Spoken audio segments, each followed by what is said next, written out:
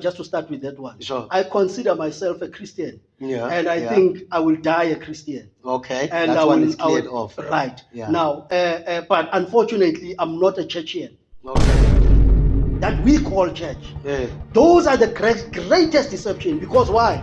A deception is not a lie. Okay. A deception is a mixture of truth and a lie. Sure. I'm not called to build anybody's church. I am called to raise a nation. Mina believe good thing Mina is to raise the nation that is lost. That Jesus said, I have come to seek and to save that nation. Sure. So I'm looking for that nation. I'm searching for that nation. And that nation can be inside the church. It's not about